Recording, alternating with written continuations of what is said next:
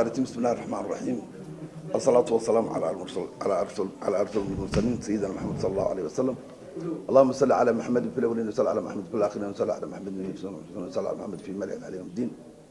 مركب ورالكم عنك السلام يا قدومي حزب وطني وشرح أنا حزب وطني وسوى نسينا الشرف الأول شيء حلكي وهي وكاها قدومي البرلمان halkan waxaan ka salaamay kale musharax ku-xigeenka xisbiga wadani waxaan ka salaamayaa madaxda kale ee hoggaanada leh ee xisbiga wadani waxaan kaloo halkan ka salaamay xogaha guud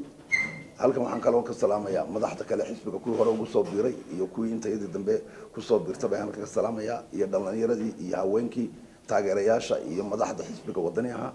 intaa ka bacdi waxaan jecelahay halkan maanta inaan jawaab ka bixiyo هذا اللاقي وكسر يري أو صفري قدوميها حسبك كلمية حسن قعفاني أبيان إذا كانوا يقانا روحان واركين يهم كرفون كمصبيحي وكوهبله ويا أبيان قفكم مركوية أبيان وحوي هاي إنه حسبك كدفاعه نينك كلاس سياسي كسور كذا يعني جي وحي الله مدي أيو قضبة قضبة وكهذا حسبك كأديه كل خاصو دبتنا كوي كجوابه أما سحنا وجوابه أما سوى نكسنا وجوابه لكن الجو حضرته وحلا وحي أنا وأنكو يدي وأبيكو يدي أنتوا بينكوا عطاي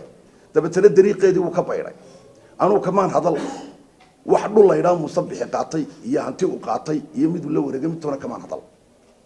وجيدين الصحافة ضوي عن كذا وحها يا أطلع كرا ذلكن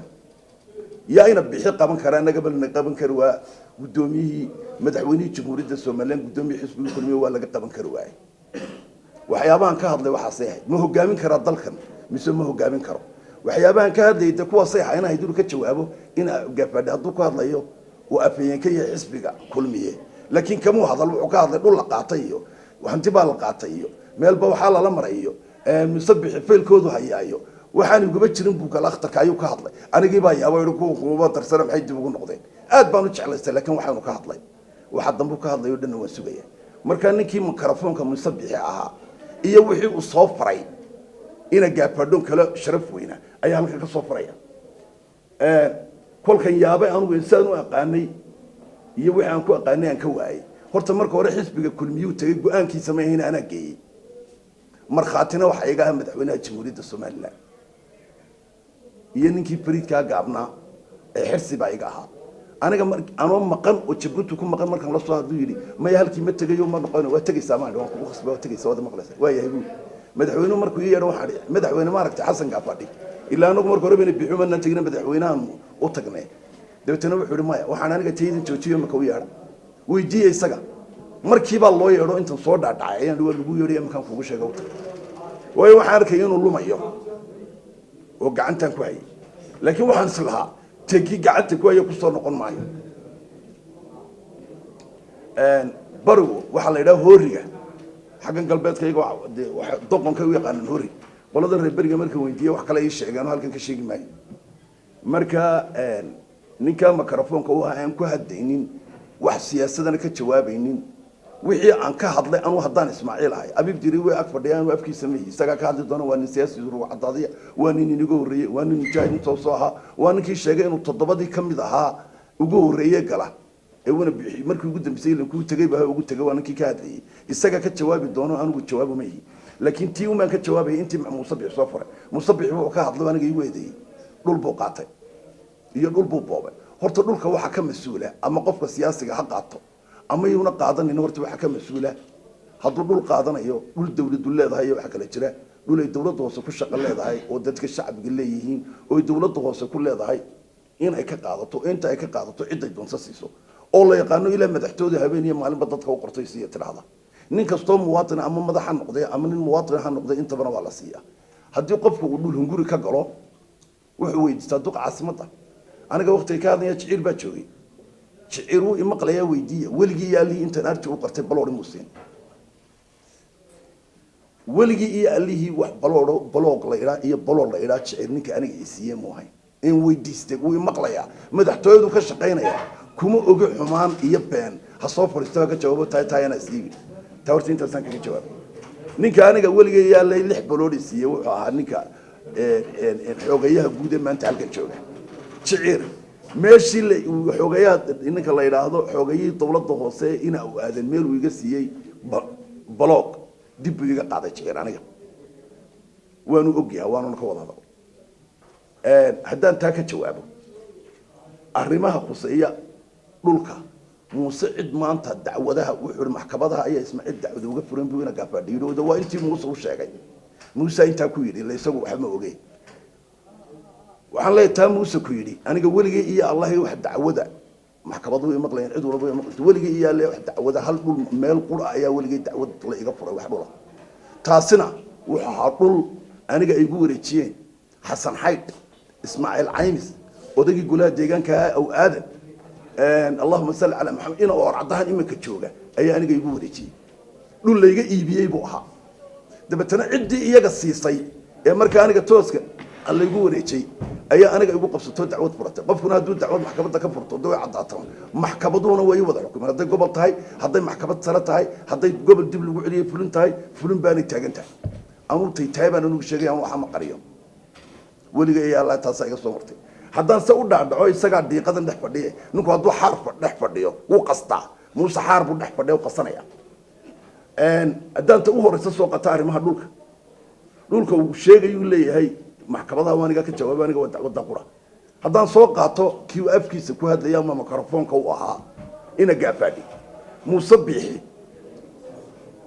waa ninka qura ahee madaxweynenimo doonaya ee nin muwaatina oo sidiisa ahaa raggii soo halgamay kamid ah saraakiishii sarsaraha oo isaga ciidan ahaan ka sareeyay dhulku ku haystay way haddaan dib horta ugu noqdo waxaan ilaabay muuse bixi warigii dhulku muu yeelan hargeysa aabihiiba hal guri kula hab goljanaa isagoo kabtana malaawiisi lowsan yahay waan xasuusinayaa oo ina shiil dhizar la socdo isna kabtana ayaa odagii xaashi muuse 85 jirka ahaa meeyarka duqa caasimada uu nool yahay ee uu xidhay bariga dhaweyda 3 bilood isaga u xidhnaa ayuu yimid waa kabtan markaa dhulba weydiistay wuu ii yeedhay wuxuu labadan nin meel si barkadan biyaha hargeysa 4 sakadood baa ka hooseeyo 3 reserve bay ahayd mid harsan inuu cidnaba la siinay inuu la ogolayn madaafiicda shiina garanaya gaashaana sare shiine madaafiicda difaac irka deganayd markaa lama ogolayn rasaasta ka dhacaysa inay firidkeedii wuxuu gaadhan dadku u dhawaadaan bay sakadaasaan isaga iyo ina shiilu kala gooyo dhulkii ugu horeeyay horta aan hargeysa ka siiyay maantana 50 balood iyo 60 balood ka badan buu ku leeyahay iyo intaasoo aqal oo dhisan yaa siiyay isagoo umaamad caso yaro xidhan casoon oo qaawan oo wax laalo wax haystaa jirin buu soo galay habeenna muu shaqayn baa mustana kama noqon meel uu shaqo tagin halku ka keenay ilaa ana bas siiyay labadii balood u horeeyay ina shiina lama siiyay isagana la siiyay ina shiila qalbu ka dhisan isaguna labadii kale inama uu adeeru yahay ilmaadeer yihiin baa tagnaa markii ugu dambeysay uu dajiyay isagu marka muuse saasaan horta dhul marka hore waxba walahay haddaan soo noqdo ninka aan sheegay mujaahidka gaashanaala sare Ismaan Dacas baa la yiraahdaa dhowr iyo 80 anagoo joognaa beertii dawladdu geed deebla ku lahayd laga siiyay uu wax ku beeray oo uu sheegay TV-yada ka hadlay oo uu sheegay khudradda ninkii uu iibin jiray waliba anaga reerkayga khaas ah magaciisa sheego sataan way duubanta waa la soo deyn doonaa beertii sidaa ahayd muuse أنا حريستي بقول إلى ما أنت وايست مدحويننا دتك مكدونية هبرت على موسى واقع هبرت على موسى واقع واسمان دعس نك بيرتي سي جيد إلى ما أنت حوك وايست بل نك إستاقن إستاق حوك جا إستعمد دارود وصوشك دتك دارود كعقلود دتك تجن بابين معلو عليا سوى الباي اللي رد ضد سام هرب وشيء ضد يد ولد يعد كقبة تمد نواه وكورنيل كوين دلا يقول لي سوبر يا معلم والبو هلا عندنا ما يكتب dadna waxa ugu xiga maxamuud xaashigan jooga madaxtooyada ayaa dad ugu xiga horta muuse waa ka waa ninka beerta Ismaan Dacas haysta weeyaan ee ninkaas laha la siiyay in anagu marag ugu hayn muuse wuxuu haystaa wuxuu ku haystaa oo maxkamadaha kaga jiroon cidna ka qabanaynin ilma Cabdilaahi jiray waa la garanayaa waa guuleed hotel dabadiisa dhulkaasi anagoo hawlaha guudan inay junior oo shaqeeyo ayaa Cabdilaahi jiray bedel loo siiyay beertooda la siiyay isaga ku haysta muuse waa adeerkii dajiyay ilaa maanta waa la ogyahay aniga cid uu yeedhay baan wasiir dakhili baan yiraahdo ugu marxaati furna warqadii markaan u qoray ila waan garanay aniga inaadan Ismaan qaata leeyahay cid walba naanays bay leedahay xoog iyo quwad iyo dagaal baa awoogi lagu bixiyo 27 jir buu ku dhintay isaguna Muuse Biix Cabdi Dameer weeyaan nin waliba naanays buu leeyahay oo ku abtirsada haddii taa laga soo gudbo soo laba maaha ta saddexaad saldhigan koodbur markaad yar dhaafteed bar u soco galbeed u socoto waa deyrka midigta ka qabto geerish ka dhigtay odagii goodir waa la wada garanaya ee dhinta la yarxam inaan ku sadago ay daruus ayaa lahayn siinay waa ka degay xoog kaga qaatay si wadba goolmo loo hadlay uuna ka diiday inuu celiyo iskaga soo gudub buurtan kala jeexan labada talaabay inoo jirtaa anaga reerkayga Cabdulla Saciid baa leeyahay kuwii deganaa ayuu ilaa maanta ku haysta uu leeyahay waa beertay misaga waligiiba beer isaga abiitoon argeyso ku yeeshay beeraha dadkii deegaanka anaga aday ku lahayn ilaa maanta ayuu ku haystay taaganta waqooyiga halkan kolka loo dhaqaaqo geed deble qola abtayaashii dhulka ku haystay way joogan magacooda halka waxba ka sheegi maayo abaarto wuxuu ku haystaa qola Cabdulla Saciid iyo qola Ri Axmed mid cid aanay dhul isku haysanin Muuse isaga ceebtiisa fadhiyo ma jirto waa dhulka oo qura hadii loo soo noqdo dhulka dawladda ay leedahay kaas waa dadkii xoog kaga qaatay Muuse madaxweynenimada uu ku doonayo ku fadhiya waxa way guriga shacabku degan yahay sanad uu guriga shacabku degan yahay imika la guri madaxweynaha siyo aanu ka taa ka hadli maayo dhulka waqooyiga ka isaga yada abdiga oo u dhaxeeya nin adeerkii dajiyay waxa la sharci leeyahay ma jirto waan u deeyay madaxweynahana bixiya bal aras soo saaro warqad madaxweyne cid ku siiyay dhulka gurigiisa koonfurta ka ah isaga digta waa isla shacabkii uun wax allaala wax sharciyadu u haystoon ka ahayn sharciyad yar oo beeno dawladda soo ka sameeysto oo sharci ahayn maxaan u leeyahay sida ila dhulka dawladda ayaa sharciga sameeysta laakiin waa maxay shacabku ka doonay dawladda dhaxal ku shaqale shacabka ayaa bixiya haday bixin tahay iyo hadii la iibinayo waa madaxweynaha Jamhuuriyadda Soomaaliland